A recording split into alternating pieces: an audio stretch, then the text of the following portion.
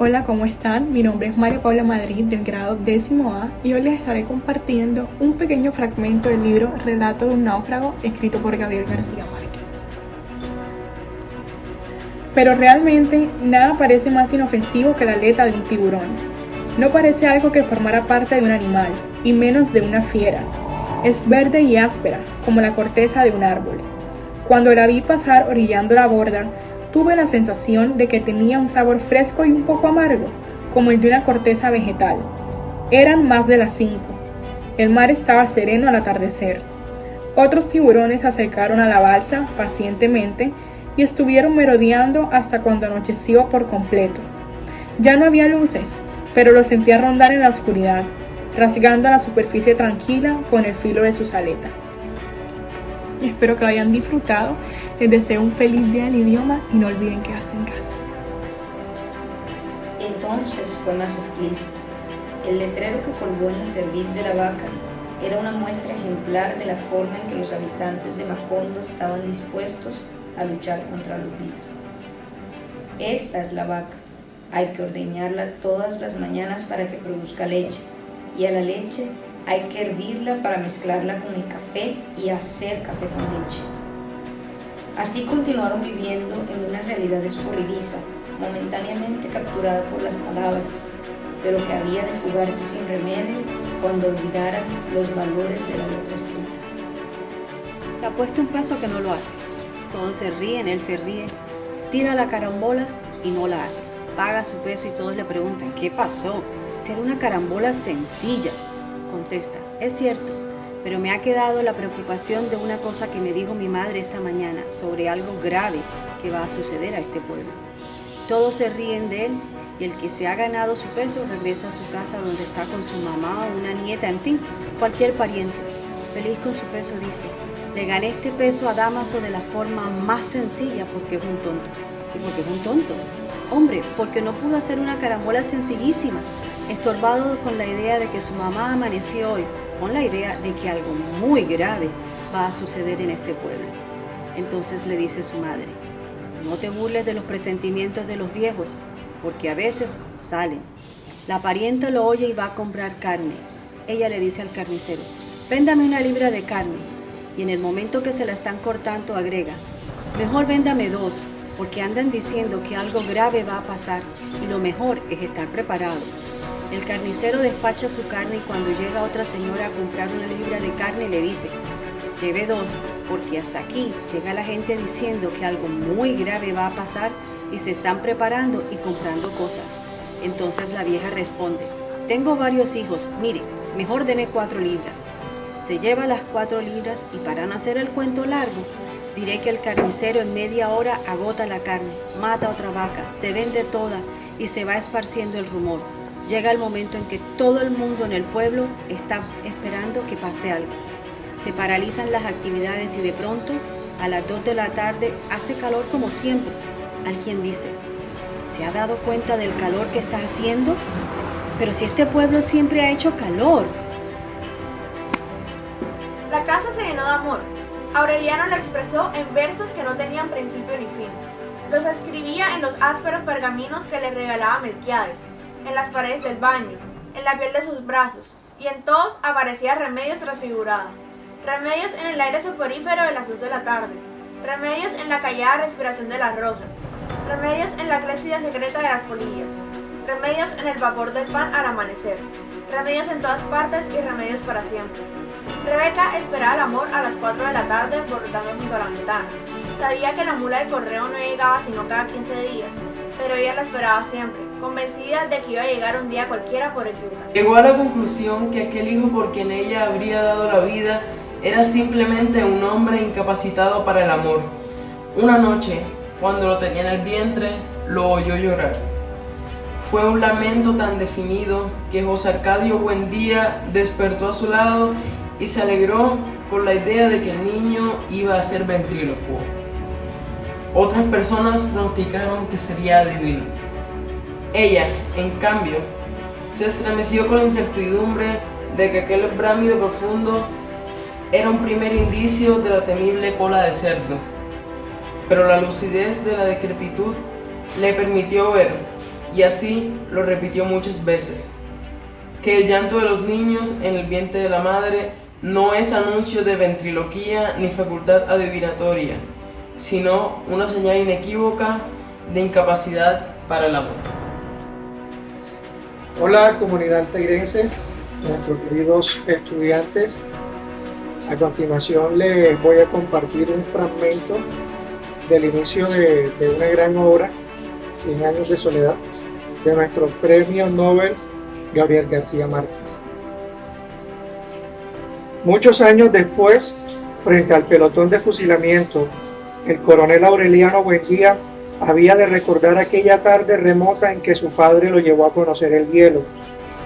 Macondo era entonces una aldea de 20 casas de barro y caña brava, construidas a la orilla de un río de aguas diáfanas que se precipitaban por un lecho de piedras pulidas, blancas y enormes como huevos prehistóricos. El mundo era tan reciente que muchas cosas carecían de nombre y para mencionarlas había que señalarlas solo con el dedo. Todos los años, por el mes de marzo, una familia de gitanos desarrapados plantaba su carpa cerca de la aldea y con un grande alboroto de pitos y timbales daban a conocer los nuevos inventos. Primero llevaron el imán. Un gitano corpulento, de barba montaraz y manos de gorrión, que se presentó con el nombre de Melquíades, hizo una truculenta demostración pública de lo que él mismo llamaba la octava maravilla de los sabios alquimistas de Macedonia. Fue de casa en casa arrastrando 2 lingotes metálicos y todo el mundo se espantó al ver que los calderos, las pailas, las tenazas y los anafes se caían de su sitio, y las maderas crujían por la desesperación de los clavos, y los tornillos tratando de desenclavarse, y aún los objetos perdidos desde hacía mucho tiempo aparecían por donde más se les había buscado, y se arrastraban en desbandada turbulenta detrás de los fierros mágicos de Melquíades.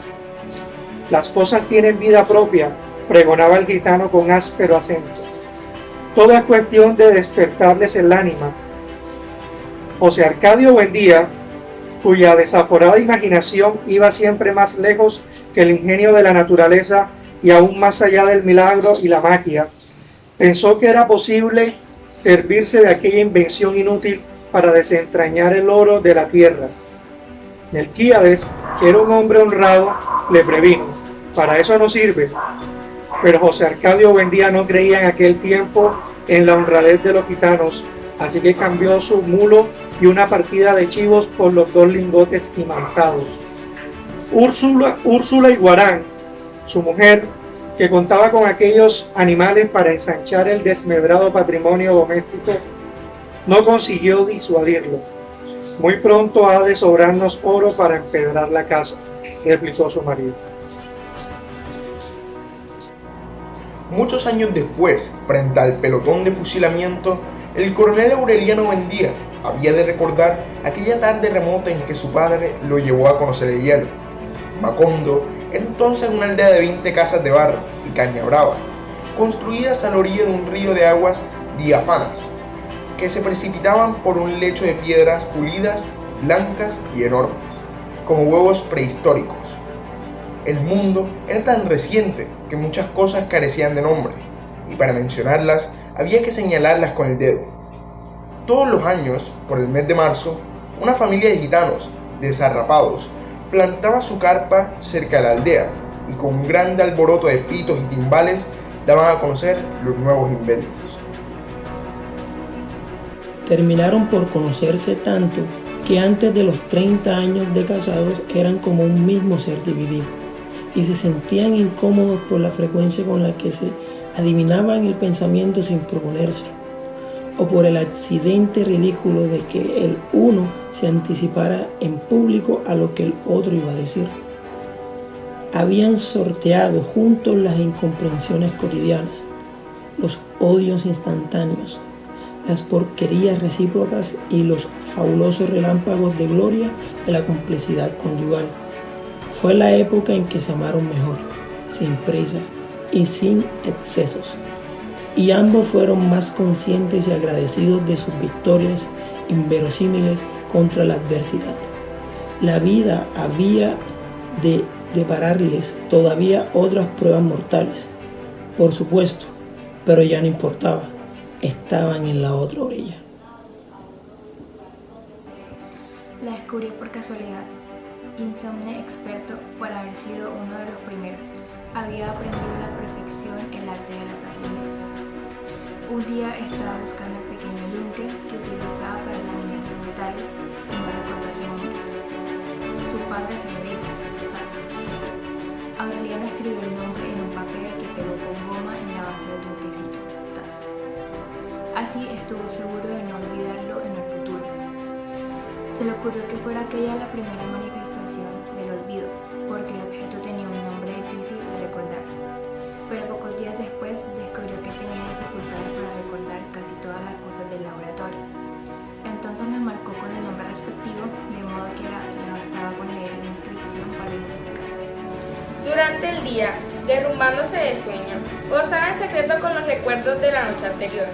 Pero cuando ella, Pilar Ternera, entraba en la casa, alegre, indiferente, dicharachera, él, José Arcadio, no tenía que disimular su tensión porque aquella mujer cuya risa explosiva espantaba a las palomas no tenía nada que ver con el poder invisible que le enseñaba a respirar hacia adentro y a controlar los golpes del corazón. Y le había permitido entender por qué los hombres le tienen miedo a la muerte. Los primeros días no encontraron un obstáculo apreciable.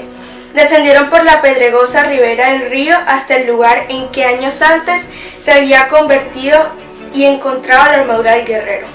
Y allí penetraron al bosque por un sendero de naranjos silvestres. Al término de la primera semana, mataron y asaron un venado, pero se conformaron con comer la mitad y cerrar el resto para los próximos días. Trataban de aplazar con esa precaución la necesidad de seguir comiendo guacamayas, cuya carne azul tenía un áspero sabor de almizcle. Luego, durante más de 10 días, no volvieron a ver el sol. El suelo se volvió blando y húmedo como ceniza volcánica, y la vegetación fue cada vez más insidiosa y se hicieron cada vez más lejanos los gritos de los pájaros y la bullaranga de los monos, y el mundo se volvió triste para siempre. La tercera resignación, 1947. Allí estaba otra vez ese ruido, aquel ruido frío, cortante, vertical, que ya tanto conocía, pero que ahora se le presentaba agudo y doloroso, como si de un día a otro se hubiera desacostumbrado a él. Él giraba dentro del cráneo vacío, sordo y punzante. Un panal se había levantado en las 4 paredes de su calavera. Se agrandaba cada vez más en espirales sucesivos y le golpeaba por dentro, haciendo vibrar su tallo de vértebras con una vibración destemplada, desentonada, con el ritmo seguro de su cuerpo. Algo se había desadaptado en su estructura material de hombre firme, algo que las otras veces había funcionado normalmente y que ahora le estaba martillando la cabeza por dentro con un golpe seco y duro, dado por unos huesos de mano descarnada, esquelética, y le hacía recordar todas las sensaciones amargas de la vida. Tuvo el impulso animal de cerrar los puños y apretarse la sien brotada de arterias azules, moradas, con la firme presión de su dolor desesperado. Sin embargo, antes de llegar al verso final, ya había comprendido que no saldría jamás de ese cuarto, pues estaba previsto que la actividad de los espejos o espejismos sería arrastrada por el viento y desenterrada de la memoria de los hombres en el instante que Aurelio Babilonio acabara de descifrar los pergaminos, y que todo lo escrito en ellos era irrepetible, desde siempre y para siempre, porque las estirpes condenadas a 100 años de soledad no tenían una segunda oportunidad sobre la tierra. Fragmento del coronel no tiene quien escriba. Es la misma historia de siempre. Comenzó ella un momento después. Es la misma historia desde hace 40 años. El coronel guardó silencio hasta cuando su esposa hizo una pausa para preguntarle si estaba despierto. Cuando terminó, Cayetano tomó la mano de Sierva María y la puso sobre su corazón. Ella sintió dentro de él el fragor de su tormenta. Siempre estoy así, dijo él, y sin darle tiempo al pánico se liberó de la materia turbia que le impedía vivir. Le confesó que no tenía un instante sin pensar en ella, que cuando comía y bebía tenía el sabor de ella, que la vida era ella a toda hora y en todas partes, como solo Dios tenía el derecho y el poder de serlo, y el gozo supremo de su corazón sería morirse con ella. Siguió hablándole sin mirarla, con la misma fluidez y el calor que les recitaba, hasta que tuvo la impresión de que Sierva María se había dormido, pero estaba despierta. Fijos en él sus ojos de sierva azulada, apenas se atrevió a preguntar. Y ahora nada, dijo él, me basta con que los... Era una adolescente espléndida, de huesos largos y firmes, pero se empecinaba en seguir usando el mecedorcito de madera con el que llegó a la casa, muchas veces reforzado y ya desprovisto de brazos. Nadie había descubierto que aún a esa edad conservaba el hábito de chuparse el dedo. José Arcadio Buendía tomó al pie de la letra las palabras de su mujer. Miró a través de la ventana y vio a los 2 niños descalzos en la huerta soleada, y tuvo la impresión de que solo en aquel instante habían empezado a existir, concebidos por el conjuro de Úrsula. Algo ocurrió entonces en su interior, algo misterioso y definitivo, que lo desarraigó de su tiempo actual y lo llevó a la deriva por una región inexplorada de los recuerdos. Mientras Úrsula seguía abriendo la casa, que ahora estaba segura de no abandonar en el resto de su vida, él permaneció contemplando a los niños con mirada absorta, hasta que los ojos se le humedecieron y se los secó con el dorso de la mano, y exhaló un hondo suspiro de resignación. Bueno, dijo, diles que vengan a ayudarme a sacar las cosas de los cajones. Ahora la teníamos allí, abandonada en un rincón de la casa. Alguien nos dijo, antes de que trajéramos sus cosas, su ropa olorosa a madera reciente, sus zapatos sin peso para el barro, que no podía acostumbrarse a aquella vida lenta, sin sabores dulces, sin otro atractivo que esa dura soledad de cal y canto, siempre apretada a sus espaldas. Alguien nos dijo, y había pasado mucho tiempo antes de que lo recordáramos, que ella también había tenido una infancia. El sueño de la bella era invencible. Cuando el avión se estabilizó, tuve que resistir la tentación de sacudirla con cualquier pretexto, porque lo único que deseaba en aquella última hora de vuelo era verla despierta, aunque fuera enfurecida, para que yo pudiera recobrar mi libertad y tal vez mi juventud. Pero no fui capaz, carajo, me dije con gran desprecio, porque no nací tauro. Despertó sin ayuda en el instante en que se encendieron los anuncios del aterrizaje y estaba tan bella y lozana como si hubiera dormido en un rosal. Solo entonces caí en la cuenta de que los vecinos de asiento en los aviones, igual que los matrimonios viejos, no se dan los buenos días al despertar. Tampoco ella. Se quitó el antifaz, abrió los ojos radiantes, enderezó la poltrona, tiró a un lado la manta, se sacudió las crines que se peinaban solas con su propio peso, volvió a ponerse el cofre en las rodillas y se hizo un maquillaje rápido y superfluo que le alcanzó justo para no mirarme antes que la puerta se abriera.